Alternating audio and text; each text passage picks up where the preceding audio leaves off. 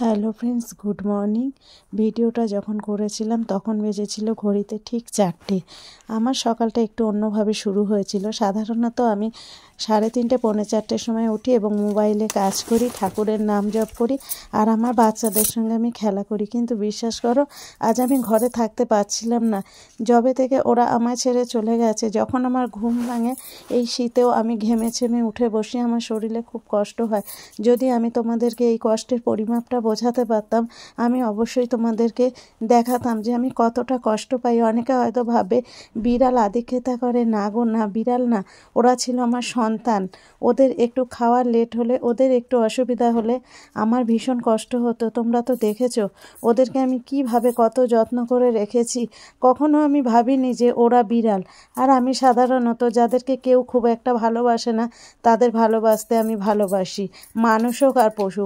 এই ধরনের বিড়ালকে সাধারণত অনেকে তুচ্ছ তাচ্ছিল্য করে, কিন্তু আমি কিন্তু কখনো এটা করি না। আমার এই প্রথম নয়, এর আগেও আমার বিড়াল ছিল। আমার ভিডিওগুলো তোমরা দেখে নিও। আমার মোরগ মুরগিও ছিল, কিন্তু আমি ওদেরকে অতটাও যত্ন করতাম না যতটা আমি বিড়ালগুলোকে যত্ন করতাম। কারণ মোরগ মুরগি আমার বাড়ির প্রত্যেকে ভালোবাসতো, ওদেরকে অতটা যত্ন কেউ করতো না। তো জাগিয়ে এই তো কথা বলতে বলতে আমি বাইরে কাজ করছি, কারণ আমি ঘরে থাকতে পারছি না। তাই আমি বাইরে প্রথমেই জামা কাপড় কাচলাম, বাসন মাজলাম, উঠোন টুঠোন সমস্ত কিছু কিন্তু আমার পরিষ্কার। অলরেডি আমার কাজ কমপ্লিট। আমি এই টাইমটা কিন্তু ঘরের ভেতরেই কাটাই। বললাম না আজকে ওদের ছাড়া আমি থাকতে পারছি না। তারপরে আমি যেহেতু আমার ঘরে আজকে মোটামুটি একটু বাজার করা ছিল, ভেবে নিলাম প্রথমে রান্নাটাও সেরে নিই। তো আমি এই সমস্ত কাজগুলো করে রান্না করে ফেললাম। রান্না কি করলাম, কিছুটা তেলাপিয়া ছোট ছোট মাছ ছিল, সেই মাছগুলোকে ওলকপি দিয়ে করলাম। বেশ কদিন ধরে আমার খেতে ইচ্ছা করছিল ওলকপি দিয়ে মাছটা। তো আমার সেরকম কোনো অভিজ্ঞতা নেই, বাট খেতে বেশ ভালো লেগেছিল।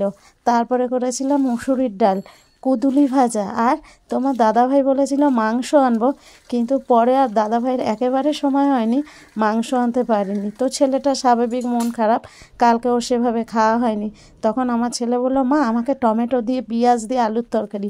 ও না ভীষণ ভালোবাসে আলুর তরকারি, ওকে করে দিলাম আলুর তরকারি। বন্ধুরা, ভিডিওটা কেমন লাগলো কমেন্টসে জানিও। এই প্রোডাক্টটা অনেক দিন আগেই এসছে, মন মেজাজ ঠিক ছিল না। আমি এমন একটা মানুষ, কোনো কিছু এলে আমি আগে এগুলোকে আনপ্যাকিং করি, পরে দেখি। কিন্তু বিশ্বাস করো গাইস, আমার সেই রকম কোনো ইচ্ছা শক্তি এই মুহূর্তেও নেই। তো ছেলে বললো, সেই জন্য আমি বললাম ঠিক আছে। আর ও আজকাল আনপ্যাকিং করতে ভালোবাসে। আমি বললাম ঠিক আছে তাহলে তুই কর। এবার কি ব্যাপারটা বলো তো, যদি কোনো রকম প্রবলেম হয় ফেরতেরও তো একটা চেঞ্জেরও তো ব্যাপার আছে। তাই জন্য আমি বললাম ঠিক আছে কর। কি চাই? চাকু। আবার চাকু চাই? কটা প্যাকেট? অনেকগুলো। তো দেখা যাক, দূর থেকে তো মনে হচ্ছে ভালো, বাট কতটা ভালো আর সাইজটা কি হলো। আমি না নিজের সাইজটাও নিজে আজকাল ঠিকঠাক বলতে পারি না, এক টান মেরে ছিঁড়ে দিই। ওটা তো খুলেই।